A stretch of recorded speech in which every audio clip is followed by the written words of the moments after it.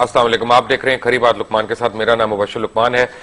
پیر سے جمعرات آپ کے لیے نیا پروگرام لے کے آتے ہیں، اور آج جو پروگرام ہے یہ میں نے کافی دنوں سے وعدہ کیا ہوا تھا اپنے دوستوں سے، یعنی ساتھیوں سے، ویورز سے، لسنر سے، جو سوشل میڈیا پہ بھی اور ویسے بھی دنیا ٹیلی ویژن پہ ہمیں فالو کرتے ہیں، کہ آج ہم لیپ ٹاپ کے اوپر جو حکومت پنجاب نے ڈسٹریبیوٹ کی ہیں اس کے اوپر آپ کو ایک تفصیلی رپورٹ دیں گے، مفصل رپورٹ دیں گے، اور اس پہ ایک تجزیہ ہوگا کہ حکومتی کارکردگی پہ کہ کس طرح سے ضیاع ہو رہا ہے اور کس طرح سے کھایا جا رہا ہے پیسہ اس طرح کی سکیمز کے اندر. وہ کریں گے. جناب حسن نثار ہمارے ساتھ ہی ہیں. حسن نثار صاحب کسی تعارف کے محتاج نہیں ہیں، ہمارے سینئر تجزیہ نگار ہیں، کالم نگار ہیں، اپنا شو کرتے ہیں. اور ہمیں جوائن کر رہے ہیں حذیفہ رحمان قریشی، دنیا ٹیلی ویژن کے رپورٹر ہیں، اور ان کی بڑی محنت ہے اس میں، یہ سارے اسکیم کے اندر. لیکن میں آپ کو پہلے ایک بات بتاؤں، یہ میرے پاس لیپ ٹاپ پڑا ہے، یہ پنجاب حکومت کا بنایا ہوا لیپ ٹاپ جو حفیظ سینٹر سے چیک دے کے ہم لوگوں نے خریدا، اور 19,500 روپے کا یہ لیپ ٹاپ خریدا. بظاہر دیکھنے میں تو یہ ٹھیک ہے، لیکن جب اس کے اندر اسپیسیفکیشنز چیک کی گئیں تو یہ ڈیل برانڈ کا لیپ ٹاپ ہے، اور ایکچولی یہ ڈیل کی اوریجنل کمپنی سے نہیں بنا ٹو بگین ود، یہ بنا ہے چائنا کے اندر. اور جو اب میں آپ کو دو لیپ ٹاپس کا فرق دے رہا ہوں جو ڈیل سے آج کے وقت آ رہا ہے مارکیٹ میں، state of the art laptop ہے، اور جو یہ حکومت پنجاب نے میاں شہباز شریف صاحب کی سکیم نے یہ لیپ ٹاپ تقسیم کیے ہیں. دونوں کے اندر فرق یہ ہے کہ ان کی ریم جو ہے وہ 2 GB کی ہے، اور جو ڈیل کی اوریجنل ریم ہے وہ 4 GB کی ہے. اس میں ونڈوز پائریٹڈ ہے، اوریجنل نہیں ہے. یہ کاپی رائٹ وائلیشن ہے. حکومت پنجاب بہت بڑے مسئلے کے اندر پھنس سکتی ہے اگر یہ مائکروسافٹ کو رپورٹ ہو جائے یہ بات. اور جو ڈیل کا ویسے ہے مارکیٹ میں اویلیبل، جو اویلیبل ہے میں اس کی بات کر رہا ہوں، وہ اوریجنل ونڈوز 7 کے ساتھ ہے. ان کی سکرین 14 انچ کی، اور جو ڈیل کمپیوٹر ہے 15.6 انچ کی سکرین. ڈیول کور ہے یہ 2.0 کا، اور وہ کور i3 ہے، اور GB ہارڈ ڈرائیو دونوں کی ایک ہے. اور پرائس میں فرق یہ ہے کہ 37,700 روپے کا حکومت پنجاب نے لیا، جبکہ ڈیل کا جو state of the art latest technology کا لیپ ٹاپ مارکیٹ میں ہے، یہی اس کا اپ گریڈڈ جو 400 گنا بہتر اس سے ورژن ہے، وہ 37,000 کا مارکیٹ میں ریٹیل آؤٹ لیٹس پہ مل رہا ہے.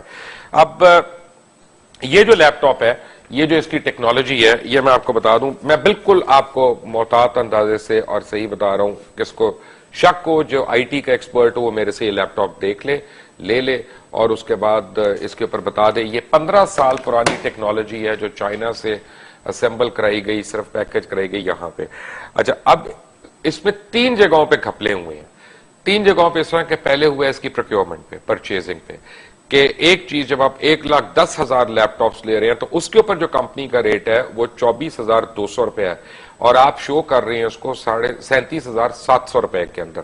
تو 1 بلین اور 6 کروڑ کا تو اس کی پرچیزنگ میں جو ہے وہ گھپلا بالکل کھل کے سامنے آ گیا، اس میں کوئی ڈھکی چھپی بات نہیں ہے. اس کے بعد کیا ہوا کہ اس کی ڈسٹریبیوشن میں گھپلے ہوئے. اس کی ڈسٹریبیوشن میں اس کے نام پہ جو ایڈورٹائزنگ اور پبلسٹی کی گئی ٹیلی ویژن چینلز کو، اخبارات کو، ہم لوگوں کو جو اشتہار وغیرہ دیے گئے اس کے اندر، اور جو تقسیم کرنے کی جو مختلف سیریمنیز ہوئی ہیں ان کے اندر کس طرح سے پیسے کھائے گئے، میں آپ کو ایک ایگزامپل سے ابھی حوالہ دے دیتا ہوں. ٹوٹل 1,10,000 لیپ ٹاپ آئے، اور مارکیٹ ریٹ سے 1,06 کروڑ روپیہ زائد ان کی قیمت ادا کی گئی. اور حکومت پنجاب طالب علموں کو لیپ ٹاپ دینے پہ 4 ارب روپے سالانہ کی اب خطیر رقم لگا رہی ہے. سالانہ اس لیے میں کہہ رہا ہوں کہ انہوں نے اعلان کر دیا کہ وہ ہر سال یہی کریں گے. اب اس سے ہو کیا سکتا تھا؟ سوال یہ پیدا ہوتا ہے کہ کافی لوگ مجھے کہتے ہیں کہ یہ جو تنقید آپ کر رہے ہیں اس کا فائدہ کیا ہے، اس کا نقصان کیا ہے، لیپ ٹاپ تو دے رہے ہیں، لیکن اس سے اسکولوں کی حالت، مثلا ہر سال 70% بچے جو ہیں پرائمری لیول پہ اسکول جانا چھوڑ دیتے ہیں، اور 50% طالب علم جو ہے میٹرک کے امتحانات میں فیل ہو جاتے ہیں. اگر حکومت 1,10,000 لیپ ٹاپ نہ خریدتی اور اپنے ووٹس پیدا کرنے کے لیے ان کو نہ بانٹتی تو تقریباً 5 ملین سٹوڈنٹس کو اس کے اس رقم کے عوض فائدہ ہو سکتا تھا. اور اگر 1 ملین روپے ہر سرکاری سکول پہ صرف خرچ کیا جاتا تو وہاں پینے کا پانی کم از کم پرووائڈ کیا جا سکتا تھا، جو ابھی بچوں میں مختلف قسم کی بیماریاں پیدا کر رہا ہے.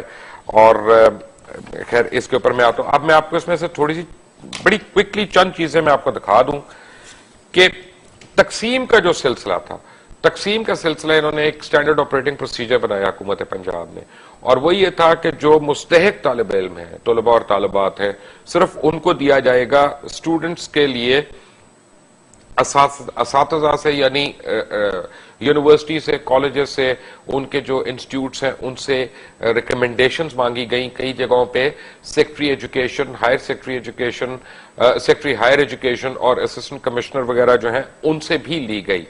مثلاً آپ کو ایک ایگزامپل دیتا ہوں کہ اسسٹنٹ کمشنر لاہور نے کو کہا گیا کہ جی کچھ اسٹوڈنٹس کو ویریفائی کریں. انہوں نے ایک ویریفیکیشن لیٹر لکھا حکومت پنجاب کو، اور انہوں نے کہا کہ اس میں 893 طلباء کو لیپ ٹاپ دینے ہیں، اور یہ لیٹر جو ہے ان کا 24/3/2012 کا ہے. یہ حکومت پنجاب کو لکھا گیا اسسٹنٹ کمشنر کا اوریجنل لیٹر ہے جو میں آپ کو دکھا رہا ہوں، اس لسٹ کے ساتھ جو انہوں نے مارک کر کے گورنمنٹ کو دی. اور انہوں نے فرق یہ ہے کہ یہ جو یلو میں ہائی لائٹ ہوئی یہ لسٹ آپ کے سامنے، یہ تمام کالجز کے پرنسپلز نے، ان کے متعلقہ پرنسپلز نے کہا کہ یہ اسٹوڈنٹس بالکل ڈیزرو نہیں کرتے، یہ فیلئر اسٹوڈنٹس ہیں، یہ فیل ہو چکے ہیں، یا ان کی آمدنیاں جو ہیں وہ بے انتہا زیادہ ہیں.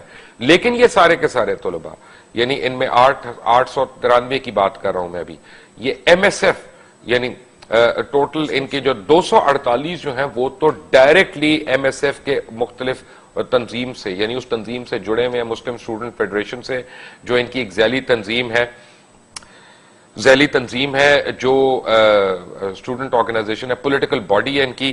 اور یہ ڈپٹی سیکرٹری بجٹ کو لکھا گیا، incharge M I S wing کو گورنمنٹ آف پنجاب کے جناب، اور اسسٹنٹ کمشنر تحصیل شالمار لاہور نے لکھا. اور لیکن ہوا کیا آگے، کون ان سکیمز کو چلا رہا ہے اور ڈسٹریبیوشن سیریمنیز کو کون چلا رہا ہے؟ وہ سیکشن آفیسر جو ہائر ایجوکیشن کے شاہد محبوب ہیں. شاہد محبوب وہ ہیں جن کو اس سے پہلے سیکشل ہراسمنٹ کیسز میں برطرف کر دیا گیا تھا، ان کو ہٹا دیا گیا تھا، ان کو نئے سیکٹری کے آتے ہی ان کو واپس لایا گیا. اور اس نے تمام ان طلباء کو شامل کیا لسٹوں میں کہ جن کو کالجز نے کہا تھا کہ ان کو بالکل نہیں دینے، یہ ڈیزرو نہیں کرتے. اور جو اوریجنل لیٹر ہے ان کا، میں وہ آپ کی سکرین پہ شو کر رہا ہوں. یہ 26 تاریخ کو 26 مارچ 2012 کو یہ خط لکھا گیا تھا، اور انہوں نے لکھا تھا کہ I have been directed to intimate that distribution ceremony of laptops amongst eligible students of boys colleges Lahore under the Chief Minister's Youth Initiative has been scheduled to be held at Alhambra Arts Complex. Gaddafi stadium میں تھی یہ. اور انہوں نے جن colleges کا نام دیا وہ تھا government M A college Lahore, government college science Wahdat road Lahore, government college Gulberg Lahore, government college township Lahore, government Islamia college civil line Lahore, government Islamia college railway Lahore, اور board of intermediate and secondary education Lahore. یہاں پہ مثلاً انہوں نے جو دیے ان میں سے 322 ایسے طلباء تھے جو کسی صورت یہ ڈیزرو ہی نہیں کرتے تھے اپنی ہی یونیورسٹیز اور کالجز کی لسٹوں کے مطابق. اب اس کے ساتھ انہوں نے کیا کیا کہ ایک خالد بشیر ہے، خالد بشیر کو لکھا، ڈپٹی سیکرٹری بجٹ کے ہیں، incharge M I S wing کے.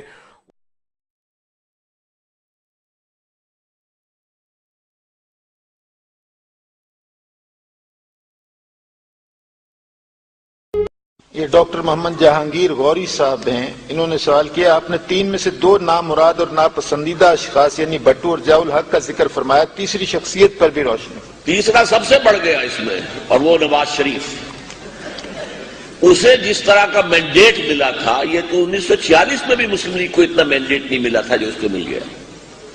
اور جب پھر میں نے خط لکھا ان کے والد کو، اور پھر وہ چاروں شرفاء میرے پاس آئے اور وعدہ کیا کہ ہاں ہم یہ کام کریں گے. میں نے کہا دستور میں یہ ترمیم کرو، اور سود کے معاملے کو جو تم نے ڈالا ہوا ہے کولڈ سٹوریج کے اندر، اس کی اپیل جو ہے دائر کرواؤ. چاروں، میاں محمد شریف مرحوم، اور میاں نواز شریف، اور میاں شہباز شریف، اور میاں عباس شریف، ہاں وہ چونکہ زیادہ پبلک میں تو آتے ہی نہیں ہے اس لیے. پھر دوبارہ بھی آئے ایک دفعہ، کیونکہ اس کے بعد پھر ہارٹ اٹیک ہو گیا تھا. میاں شریف گئے تھے لندن، علاج کرا کے آئے تو پھر میں نے اشتہار شائع کیا تھا کہ آپ سمجھیے کہ اللہ نے پھر آپ کو مہلت دی ہے، کچھ کروائیے جلدی سے، پھر آئے چاروں کے چاروں آئے، ہم کریں گے، کچھ نہیں کیا، سب جھوٹ۔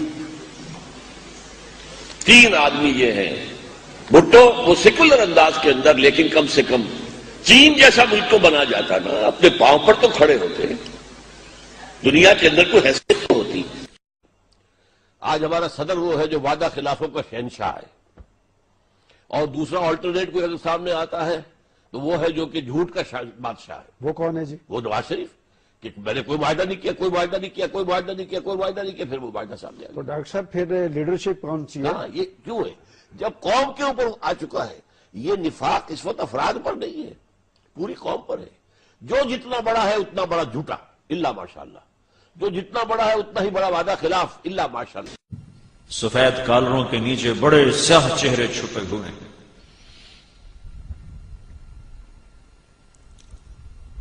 میں بہت غریب آدمی، میں ایک پیٹی لاتا ہوں جو عصر تک بک جاتی ہے، پھر میں شام کو اپنے بچوں کے لیے تازہ آٹا لے کے جاتا ہوں۔ آج کسی ظالم نے میرے بچوں کی روٹی مجھ سے چھین۔ آئے ہائے، جس دیش میں ایسا ظلم ہو رہا ہو، وہاں پیپل پارٹی ہو یا نون لیگ ہو، یہ تو ویسے ہی سارے بازاری لوگ ہیں، بکے ہوئے مال ہیں۔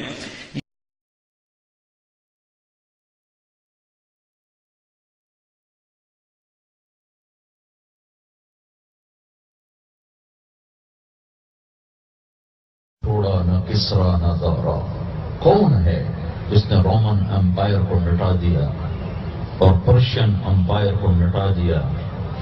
اسی سے سکندر صفات بہارا۔ کون ہے جس سکندر دنیا کا، سکندر دی گریٹ، اس کے چمچوں نے یہ لقب نہیں دیا تھا۔ ہمارے حکمرانوں کو تو ان کے چمچے لقب دیتے رہتے ہیں۔ کوئی الو کا پٹھا شیر پنجاب بنا ہوا ہے، کوئی قائد عوام بنا ہوا ہے، اور یہ سارے ان کے چمچے ہیں۔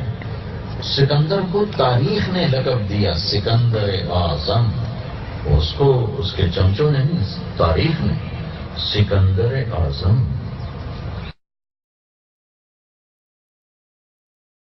لقب دیتے رہتے ہیں۔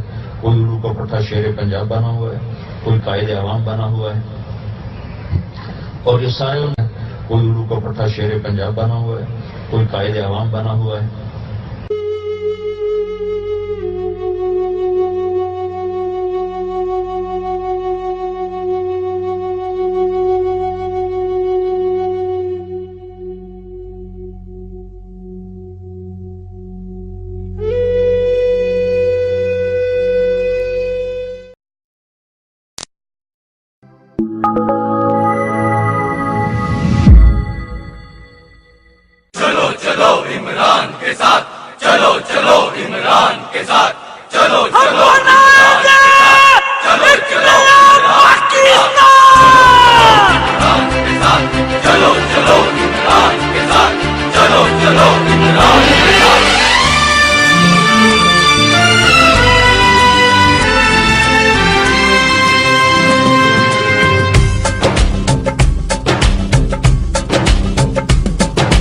صاف چلی شفاف چلی تحریک انصاف چلی، صاف چلی شفاف چلی تحریک انصاف چلی، ایک دوجے کا تھامو ہاتھ، چلو چلو عمران کے ساتھ، ایک دوجے کا تھامو ہاتھ، چلو چلو عمران کے ساتھ، صاف چلی شفاف چلی تحریک انصاف چلی، صاف چلی شفاف چلی تحریک انصاف چلی۔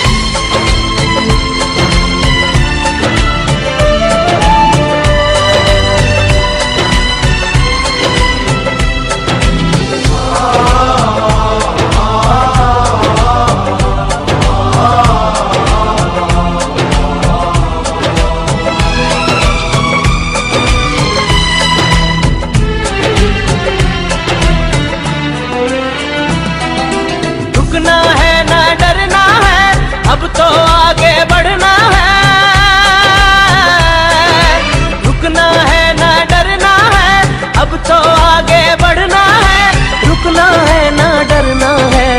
अब तो आगे बढ़ना है, खोल दो सोच की बंद गली, तहरीके इंसाफ चली, साफ चली शफाफ चली, तहरीके इंसाफ चली। चलो चलो इमरान के साथ, चलो चलो इमरान के साथ, चलो चलो इमरान के साथ, चलो चलो इमरान के साथ।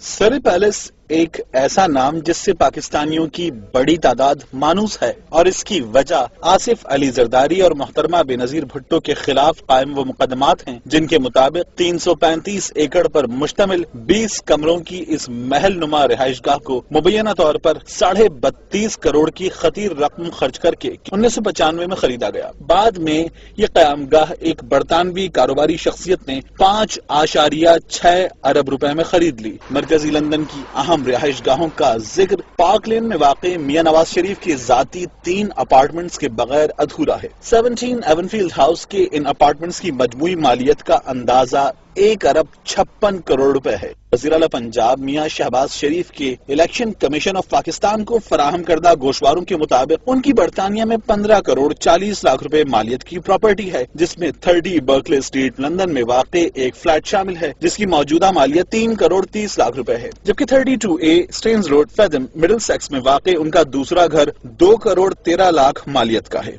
दूसरी जानिब शरीफ खानदान फ्लैगशिप इन्वेस्टमेंट्स लिमिटेड के नाम से लंदन में एक कंपनी भी चला रहा है, जिसके असासों की मालियत 13 करोड़ रुपए है, और मियां नवाज शरीफ के साहबजादे हसन नवाज का नाम इस कंपनी की दस्तावेजात में बतौर डायरेक्टर दर्ज है। मरकजी लंदन की एजवे रोड से ही मुत्तसिल ये नॉकफोर्ड क्रेसेंट का इलाका है, जहां का फ्लैट नंबर 25 वजीर दाखिला रहमान मलिक की जाती मिल्कियत है। 6 बेडरूम्स पर मुश्तमिल इस फ्लैट की असल मालियत का अंदाजा लगाने के लिए सिर्फ ये जान लेना काफी है कि इस इलाके में 2 बेडरूम्स के एक आम अपार्टमेंट की कीमत भी 10 लाख पाउंड्स तक है, जबकि एजवेर रोड पर ही वाक़े बैनुल-अक़वामी रेस्टोरेंट भी उनकी जाती मिल्कियत है। अब जरा रुख करते हैं करीबी इलाके हाइड पार्क क्रेसेंट का, जहां साबिक सदर परवेज मुशर्रफ 10 मंजिला इमारत कासल एकड़ के एक अपार्टमेंट में मुकीम है, जिसकी मालियत एक मोहतात अंदाजे के मुताबिक 18 करोड़ 20 लाख रुपए है। लंदन के इलाके लिवरपूल में वाक़े अलेक्जेंड्रा कोर्ट अपार्टमेंट्स पर साबिक वज़ीर आज़म मोहतरमा बेनजीर भुट्टो की नजरे इंतखाब ठहरी, और अब यह अपार्टमेंट आसिफ अली जरदारी और उनके बच्चों के ज़ेर इस्तेमाल है। एजवेर ही के इलाके में वाक़े एक अपार्टमेंट में MQM के कायद अल्ताफ हुसैन पिछले 18 बरसों से मुकीम है। अहम सवाल यह है कि इस क़यामगाह की माहाना देखभाल और तज़ीनो आराइश के लिए पैसा पार्टी फंड से मुंतकिल होता है या कोई और ज़राए इस मकसद के लिए इस्तेमाल हो रहे हैं। बैरून मुल्क वाक़े पाकिस्तानी उमरा की महंगी तरीन क़यामगाहें अपनी बका की जंग रोज लड़ने वाले करोड़ों अवाम को ये बावर करवाने के लिए काफी हैं कि उनके हुक्मरानों के लिए वक्त हमेशा एक सा रहता है, जगह चाहे इस्लामाबाद हो, रायविंड या फिर लंदन। जी नाज़रीन, ये पैकेज आपने देखा, आई एम श्योर बहुत सी information.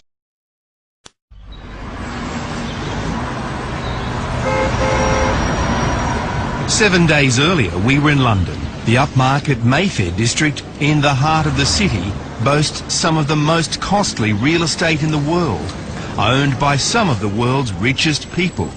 And Nawaz Sharif is one of them. I caught up with him outside his plush apartment. A very pleasant city. I think one of the best cities in the world.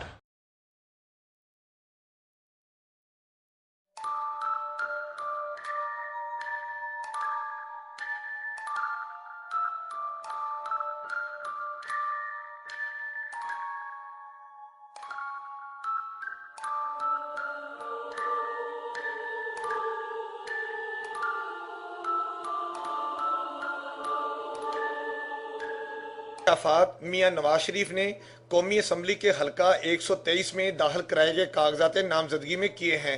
उन्होंने 1968 में government college Lahore से 2nd division में graduation की। मियां नवाज शरीफ की जानिब से दाखिल कराए गए कागजात नामजदगी में जो माली गोशवारे दिए गए हैं, उनके मुताबिक उन्होंने चौधरी शुगर मिल्स, رمضان شوگر ملز اور عباس اینڈ کمپنی میں سرمایہ کاری کر رکھی ہے اور وہ 135 اپر مال روڈ لاہور کی پراپرٹی کے مالک ہیں۔ انہوں نے ڈیفنس سیونگ سرٹیفکیٹ بھی خرید رکھے ہیں۔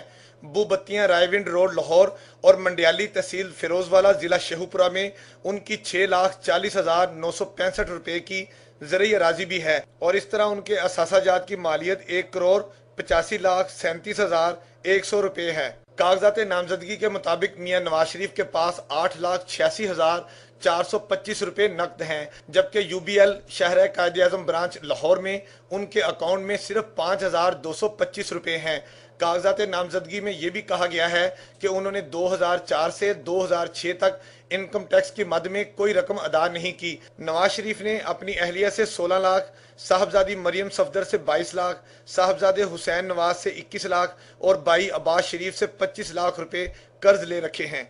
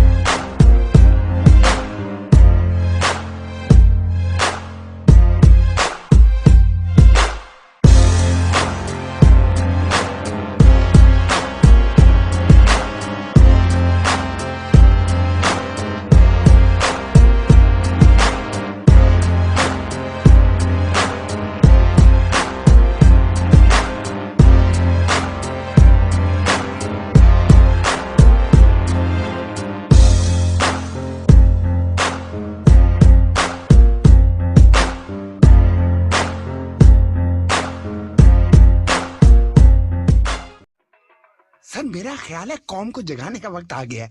ان کو مت جگاؤ، یہ کسی ضروری کام سے سو رہے ہیں۔ میرا پہلا سوال جو ہے وہ براہ راست آپ کے بارے میں ہے، آپ کی سیاست کے بارے میں نہیں ہے۔ یہ اس وقت ہم جس جگہ پہ بیٹھے ہیں، یہ رائے ونڈ میں آپ کا فارم ہاؤس ہے، ماشاءاللہ بہت خوبصورت فارم ہاؤس ہے۔ اللہ تعالیٰ آپ کو مزید دے اور آپ مزید ایسے فارم ہاؤس بنائیں۔ لیکن بہت سے جو آپ کے ناقدین ہیں، ان کا یہ کہنا ہے کہ نواز شریف صاحب کے پاس اتنی دولت ہے، اتنا بڑا فارم ہاؤس ہے، بیرون ملک بھی ان کے پاس بڑی پراپرٹی ہے، لیکن ٹیکس دیتے ہیں وہ صرف 5,000 روپے۔ اس کا کیا جواب دیں گے؟ شکریہ میر صاحب، لگتا ہے کہ آپ بھی اس رو میں بہ رہے ہیں۔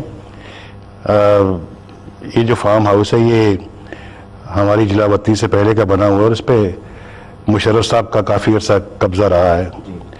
اس کے علاوہ جو لاہور میں جو گھر ہے ہمارا ماڈل ٹاؤن میں، اس کو تو انہوں نے ورچولی ٹیک اوور کر لیا تھا اور قبضہ جما کے تو اس کو ایک سرکاری تحویل میں دے دیا تھا۔ اسی طرح سے فیکٹریوں کا بھی یہی حال ہوا ہے۔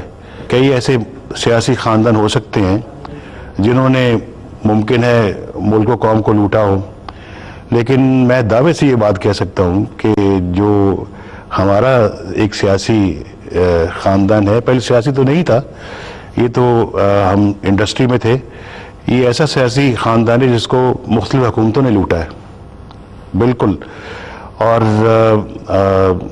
1937 سے 1937 سے میرے والد صاحب نے یہاں پہ سب سے پہلے ایک کارخانہ لگایا اور پھر وہ ماشاءاللہ بڑھتا بڑھتا اتنا بڑا ہو گیا کہ اس کو ذوالفقار علی بھٹو صاحب نے آ کے اس کو نیشنلائز کر لیا اور اس کو قومی تحویل میں لے لیا۔ ایک جس کو کہتے ہیں نا پیسہ، پینی، وہ تک انہوں نے ہمیں اس کی کمپنسیشن میں ادا نہیں کی، اور وہ پھر بالکل ساری فیملی जेब में कोई पैसा नहीं, और वो जंग 1971 की मशरकी पाकिस्तान में जंग अभी ख़त्म ही हुई थी, कोई ये काम हो गया। एक फैक्ट्री हमारी मशरकी पाकिस्तान में थी, शायद आपको भी नहीं पता और शायद सुनने वालों को भी नहीं पता, वो भी उसमें चली गई, उसका 1 टका भी हमें नहीं मिला, ये भी इन्होंने यहाँ से ले ली। तो बिल्कुल फारिग हो गए हम।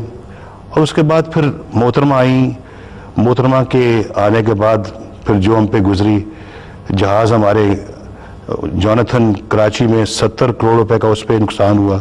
उसके बाद फिर चूँकि मोहतरमा और हम एक उस वक्त मुखालिफ एक सियासी हैसियत में थे, तो उस वक्त तो जाहिर है कि उन्होंने भी इस मामले में कोई कसर नहीं छोड़ी।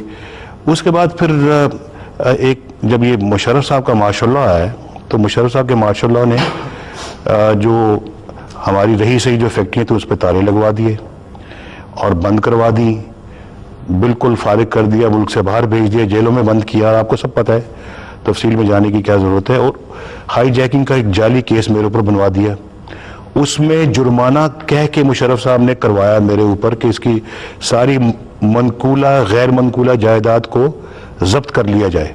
मीर साहब, ये मुझे समझ नहीं आती कि ये क्या मंतक है, एक इलेक्टेड वज़ीर आज़म के ऊपर आप जाली झूठे केसेस बना के, तो उसकी जो कुछ उसके यहाँ पे पाकिस्तान के अंदर जो कुछ जायदाद है उसको भी आप हथिया लें, कौमी कब्जे में ले लें। मुझे आप ये बताएं कि अगर आप देखें कि टैक्स कितना दिया है, इनकम टैक्स कितना दिया है, एक्साइज ड्यूटी कितनी दी है, और उसके बाद सेल्स टैक्स कितना दिया है, अरबों रुपए में, अरबों में ये दिया है हमने। 5,000 नहीं दिया, अरबों में 5,000 मैं तो वही कह रहा हूँ, आप भी पता नहीं उनकी बातें सुन के आप भी यकीन कर लेते हैं, असल हकीकत कुछ और होती है, टीवी पे कुछ और आ रहा होता है, अखबारात में कुछ और कहा जा रहा होता है। इलेक्शन कमीशन का कोट किया उन्होंने। जी, मैं अपनी देखें, मेरी ज़ात को आप ना देखें, मेरी ज़ात भी इन सब चीज़ों से मुंसलिक है।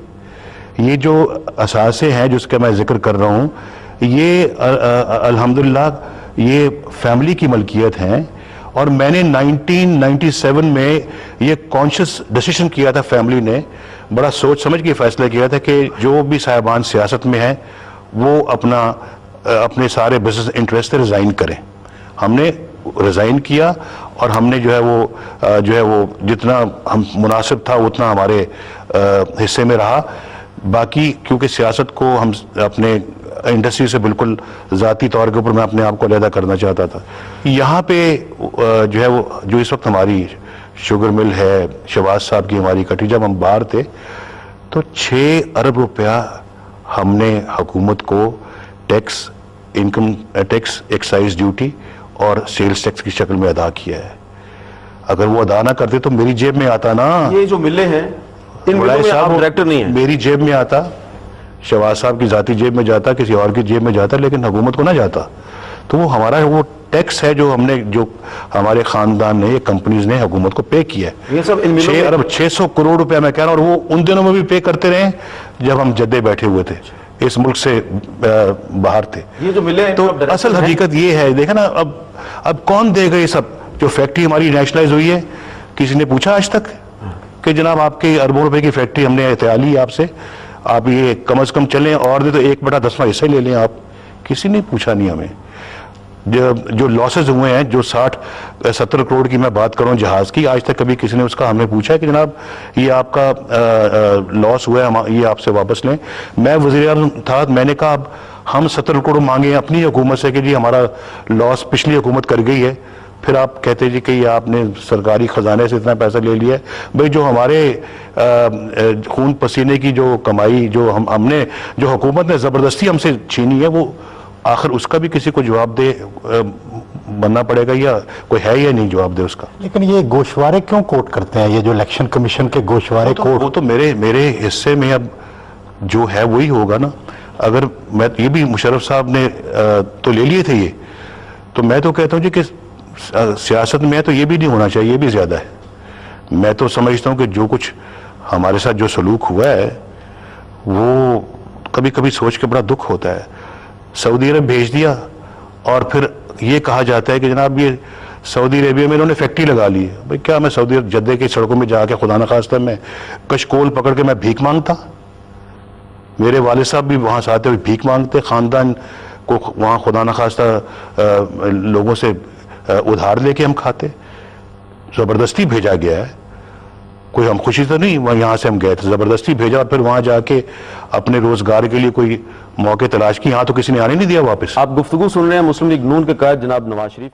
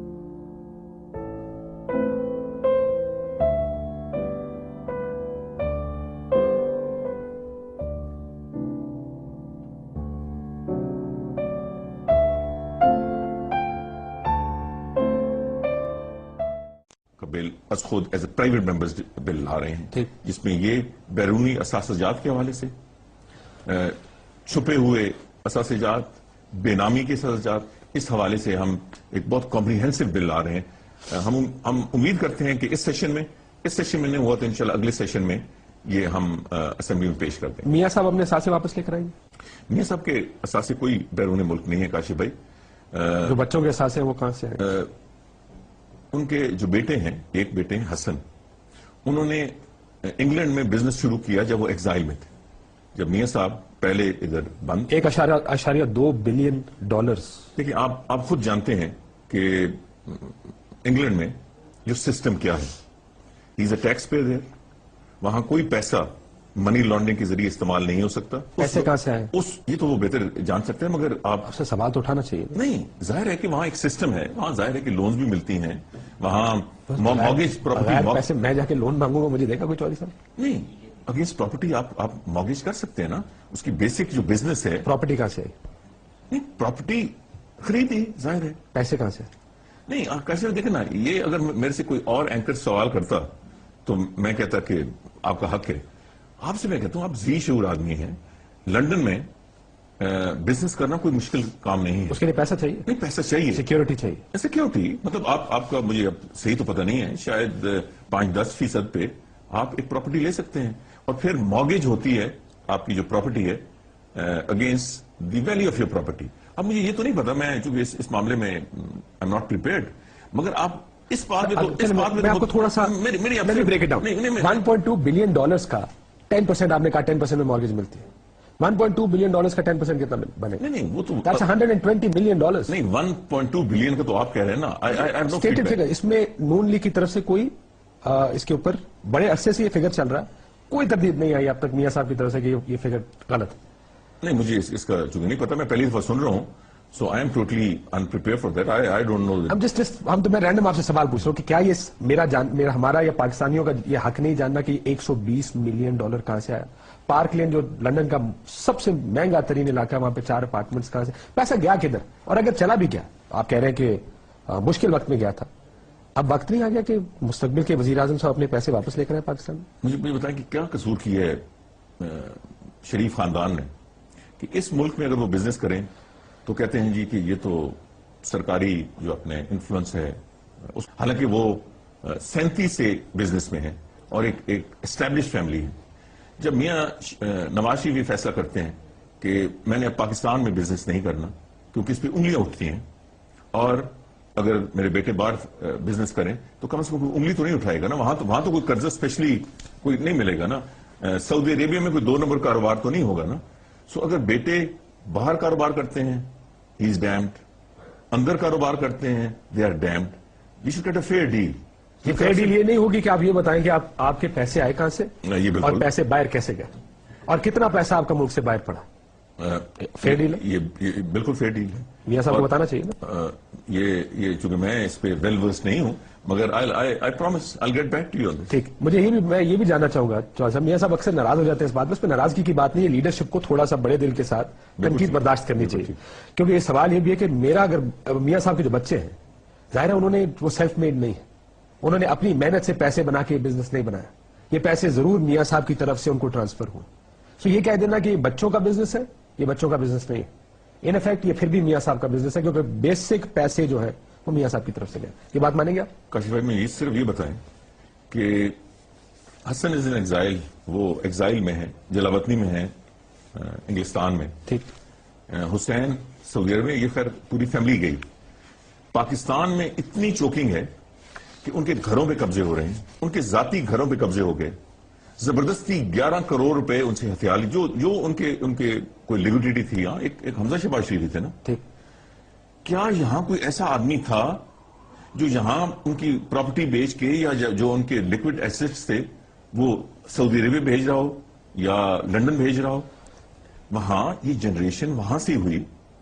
اور جیسے کیسے ہوئی تو نہیں، اب اس کے لیے میں آپ you know the right person. I know, بس میں یہ نقطہ تو آپ جاننا تو چاہیں گے آپ نے، کیونکہ یہ بھی کہا گیا کہ آپ کا بیان ہے عمران خان کے بارے میں، جو ہمارے اثاثوں کی بات کرتے ہیں ہم بھی ان کے اثاثے ایکسپوز کریں گے نا اب عمران خان کے. تو پہلے تو یہ جواب دینا پڑے گا کہ پیسے گئے کہاں سے، پیسے آئے کہاں سے. ایسا ملک سے باہر کیسا گیا اور کتنا گیا؟ میں اس سے آپ سے اتفاق کرتا ہوں. تو نیکسٹ ٹائم آپ یہ پوچھیں گے we should come. No I will make it next time نہیں in the shortest possible time and I will get back to. میں اس پہ واپس خود آپ سے رابطہ کروں گا, اور اگر اس قسم کا ظاہر ہے پروگرام نہ بھی ہو سکا تو آپ کسی پروگرام میں کم آن دا فون. بالکل ٹھیک, اور میں وضاحت کروں گا یہ آپ کا بھی رائٹ ہے اور قوم کا بھی رائٹ ہے. تو ایسا ایک بریک لیں, چھوٹا سا ناظرین لیتے ہیں, چھوٹا سا بریک کے بعد واپس آتے ہیں.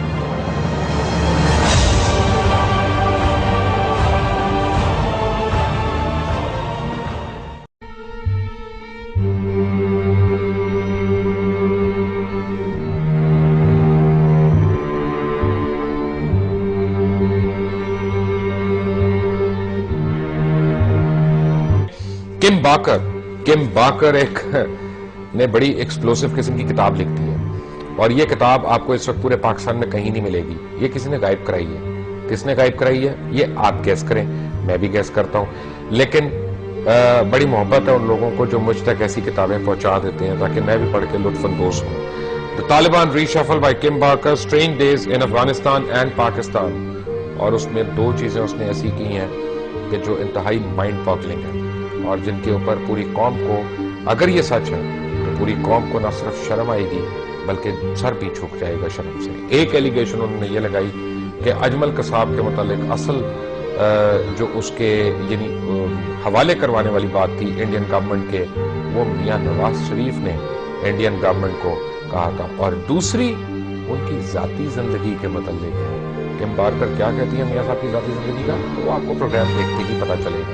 اور تیسری چیز, پنجاب میں کس طرح سے لوٹ مار کا ایک بازار کرا ہوا ہے, کس طرح صوبائی حکومت جو ہے, صوبائی حکومت میں کہہ رہا ہوں, یا حکمران یہاں پہ پنجاب کا اثاثہ پونے داموں بیچ رہے ہیں. دنیا نیوز کی ٹیم گئی خوشاب, اور خوشاب جا کے انہوں نے خود ان جگہوں کا معائنہ کیا اور ان جگہوں کی ویڈیوز بھی بنائی, اور وہاں پہ لوگوں سے بھی بات چیت کی, اور پتا چلا کہ جو مہنگے ترین اثاثے ہیں پنجاب کے, وہ کس طرح اپنے نیاز مندوں کو, اپنے یعنی چاہنے والوں کو کس طرح سے ان کے اندر بندر مارٹ جاری ہے. پنجاب حکومت کی گڈ گورننس یا گڈ لوٹنگ, یہ فیصلہ تو آپ کریں. کہ کم بارکر نے طالبان شفل میں نواز شریف کی وہ کون سی زندگی کی ذاتی خواہشات کے اوپر گفتگو کی ہے, اور نواز شریف کے اوپر انہوں نے کتنا بڑا الزام لگایا.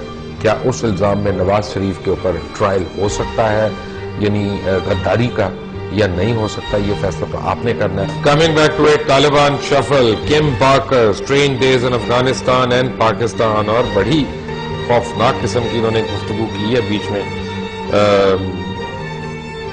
اور میں ان کو آپ کو 1-2 چیزیں بتاتا ہوں. انہوں نے ویسے افتخار چودھری کے بارے میں بھی ایک لائن لکھی ہے, جسٹس افتخار چودھری, جو لکھا ہے کہ I waded through the crowd to the vehicle with Bhutto gone. I needed to meet the lion of Punjab or maybe the tiger. یعنی وہ کہہ رہی ہیں کہ جب بے نظیر بھٹو کی اسیسینیشن ہوگی تو اس کے بعد میں نے شیر پنجاب کو ملنا تھا, یا چیتا جو پنجاب کا, کیونکہ ان کے پوسٹرز پہ وہ بھی بنے تھے.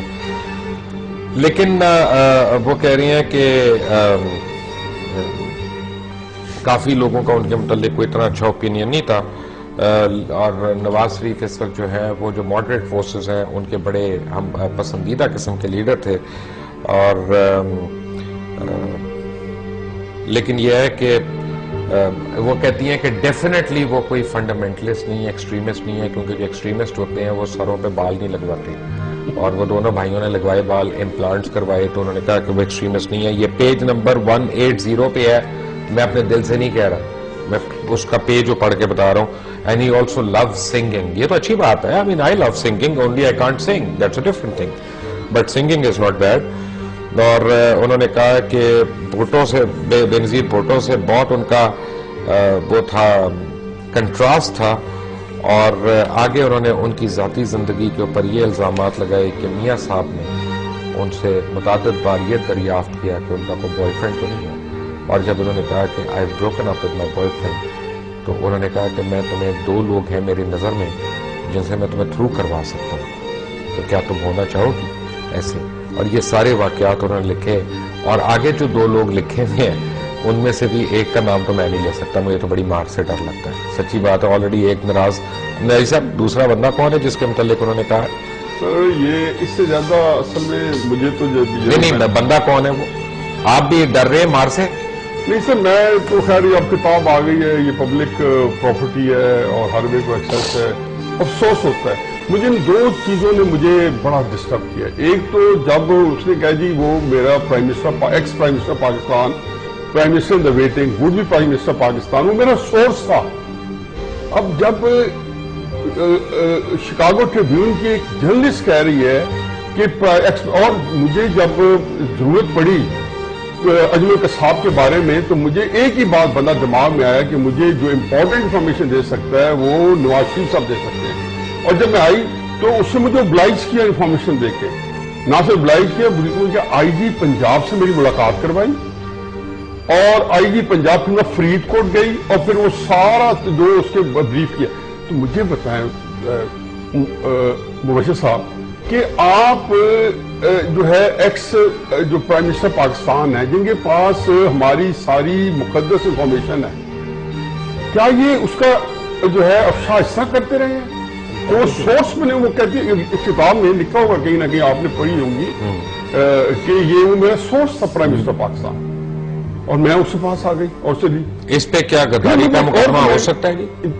میں تو کہتا ہوں ڈسکوالیفائی ہو جائیں گے، بین ہو جائیں گے، ہو سکتا ہی نہیں آئے گا یہ کتاب کو، یا ان کو نواز شریف صاحب کو کنٹیسٹ کرنا پڑے گا اس کتاب کو، یا ان کو سیاست سے ریٹائر ہونا پڑے گا، یا کوئی بندہ سپریم کورٹ پاکستان میں جائے گا اور بتائے گا کہ یہ دیکھ لیں کیونکہ اس کے لیکن انہوں نے میاں صاحب کے متعلق بڑے اچھے الفاظ میں بھی ذکر کیا، پیج 186 پہ کیم بارکر نے کہا ہے کہ I had mentioned his hair plugs twice and Sharif's genial personality made him seem more like a house cat than a tiger. یعنی بھیگی بلی ہے، شیر نہیں ہے۔ ڈیریگیٹری لینگویج استعمال کی، بلکہ وہ کہتی ہے جب میں نے یہ استعمال کی تو میرا خیال تھا وہ اوفینڈ ہوں گے، بلکہ انہوں نے مجھے بڑی اچھی کال کی، انہوں نے مجھے کال کر کے کہا کہ تم نے میرے بڑے اچھے بارے بڑا اچھا آرٹیکل لکھا ہے ایز کنٹراسٹ بے نظیر، کہ جب اگر ایسا لکھتی تو بے نظیر مجھے کبھی کال نہ کرتی۔ اور پھر اس کے بعد وہ ذاتی زندگی کے بارے میں جو میرا نہیں خیال کہ وہ چھپ سکتی ہے بات، مجھے ایک چیز مان لگی جب وہ ساری بات ہو گئی تو وہ کہتی ہے کہ جب میں وہاں سے بھاگ کے نکلی اپنی جان بچا کے، اور جو بھی صورتحال اللہ تعالیٰ معاف کرے اور ایسی صورتحال سے نہ کسی کو کرے، کیونکہ یہ جو ہو گیا آئیکونس ہیں، یہ ہمارے ہیروز ہیں، یہ قوم کی قیادت کر رہے ہیں، بچے انہوں نے ان کو دیکھ کے بڑوں نے۔ تو اس کا جو ڈرائیور پاکستانی سمت تھا تو اس کے سامنے جب میں نے وہ سارا چیز کو دہرایا، یعنی کہ دہرایا کیا، وہ پرنٹڈ ریکارڈ اس نے دوبارہ پلے کیا ہوگا، تو اس نے اپنے ہاتھوں میں اپنا منہ دے کے کہا کہ آئی ایم ایمبیرسڈ، مجھے یقین اور شکر کر دسوا کہتے مجھے، اور وہ کہہ رہی ہے کہ مجھے اتنی تکلیف ہوئی۔ پھر اس نے کوشش کہا جی جب ان سے میں باتیں کرتی رہی، اور یہ کئی جگہوں پہ اس نے مینشن کیا ہے، اور اس پہ کمنٹ جو جنہوں نے کمنٹری لکھی انہوں نے بھی یہ کہا ہے کہ جس ملک کے اندر اتنے شدید کرائسس کے ڈرونز اٹیک ہو رہے ہیں، وہ دوسرے ملک کو مدافعت کر رہا ہے۔ تھوڑے جی کے بارکر کی باتیں ہیں، میاں صاحب دل والے ہوئے، اس کا تو مطلب یہی ہوا ہے، اس میں مجھے تو کوئی اعتراض کی بات نہیں ہے۔ عمران خان صاحب کو اعتراض ہو سکتا ہے کیونکہ وہ ان کو کوئی یاد ہو نہ ہو، پتہ نہیں، ہمیں تو سب یاد ہے، ہمیں تو انجلینا جولی بھی یاد ہے، میرا خیال اور ہمیں تو ایما ڈنکن کی بھی عمران یاد خان بھی حرکت کرے اور کوئی بھی کرے تو ایکسیپشن نہیں ہے، یہ تو آپ کوئی ایکسیپشن نہیں۔ ابھی تو ہمارے ساتھ ہے میاں غفار، ہمارے ساتھ ہے مختار مائی، ابھی تک بی بی سی سے فون پہ بات کر رہی ہیں۔ جب بریک سے آئیں گے تو آپ کو دکھائیں گے کس طرح پنجاب کی قیمتی املاک جو ہے وہ برائے فروخت ہے، کس طرح اپنے منظور نظر لوگوں کو کوڑیوں کے داموں پہ پنجاب بیچا جا رہا ہے، پنجاب کے ساسا جات بیچے جا رہے ہیں، آل ان دا نیم آف گڈ گورننس اور ڈائریکٹ چیف منسٹر کے آرڈرز کے اوپر۔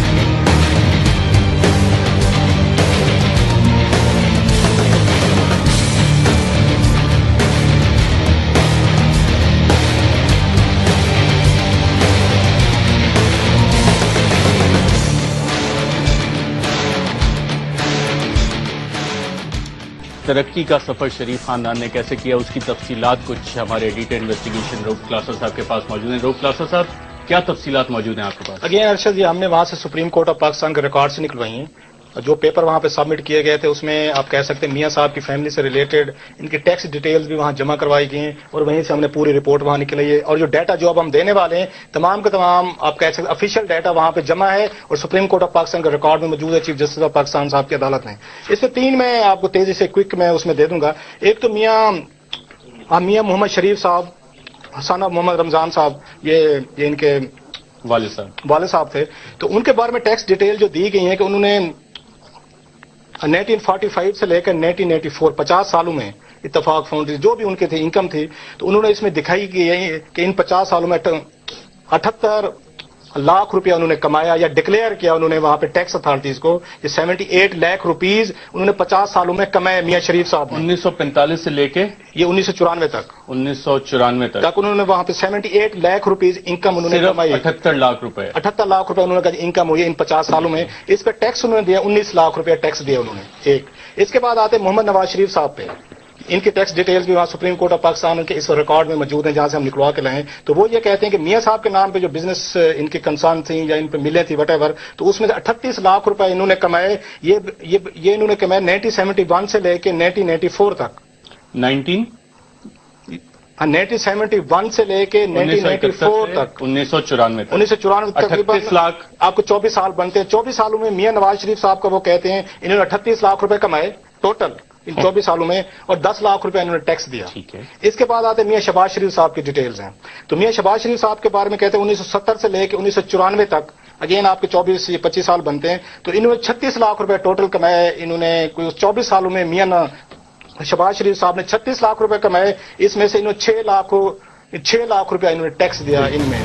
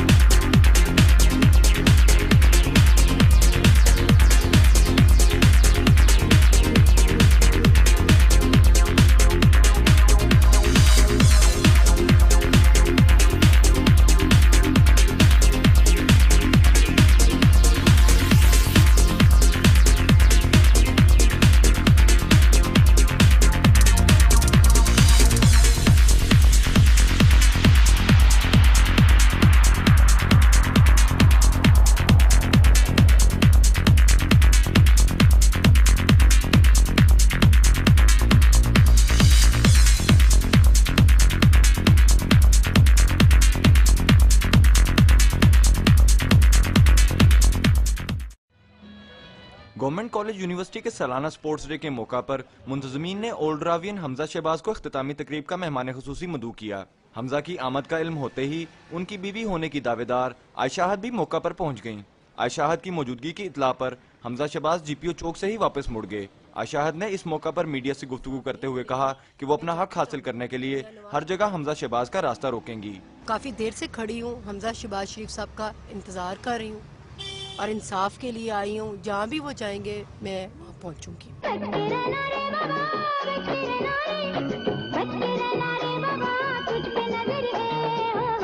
आयशाहत ने कहा कि अगर उन्हें इंसाफ ना मिला तो वो अपना हक हासिल करने के लिए बहुत जल्द अदालत से रजू करेंगी, जबकि आइंदा चंद रोज में वो रायबंड में मियां नवाज शरीफ से भी मुलाकात करेंगी। खुदा ना खास्ता अगर इंसाफ नहीं मिलेगा मैं जाती रहूंगी। मियां नवाज शरीफ साहब के पास भी मैं बहुत जल्द रायबंड जाने वाली हूँ। मियां शहबाज शरीफ के ऑफिस भी जाऊंगी, उनके घर भी जाऊंगी, हर जगह जाऊंगी जब तक मुझे इंसाफ नहीं मिलेगा। ये मेरा हक है इंसाफ मांगना। आयशाहत ने इस मौका पर मीडिया को एक सीटी दिखाते हुए दावा किया कि इसमें ऐसे हकायक मौजूद हैं जिससे दूध का दूध और पानी का पानी हो जाएगा। ताहम उन्होंने सीटी इस मौका पर मीडिया के हवाले नहीं की। कैमरामैन शहबाज रशीद खान के साथ शहजाद मलिक, AR1 न्यूज, लाहौर। कुछ और ना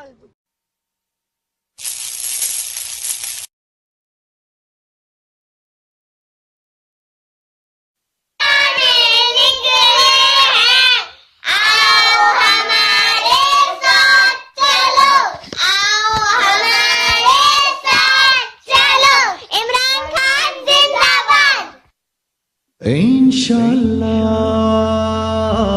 इंशाअल्लाह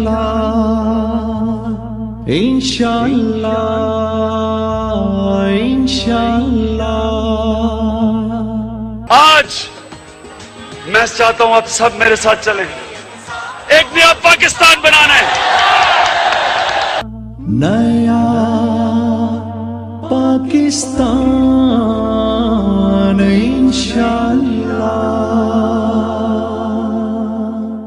मैं आप सबसे आज वादा करता हूं कि जो कायदे आजम ने करना था वो इंशाल्लाह मैं करूंगा। कायदे आजम को कोई भी सोच नहीं सकता था कि कभी किसी के सामने झुके।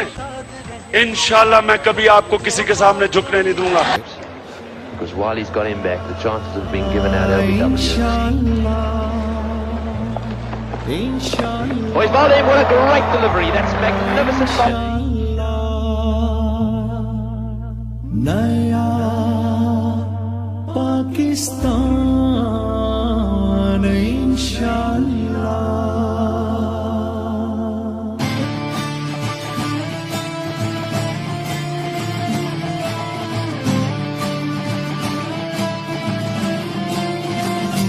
इंशाअल्लाह।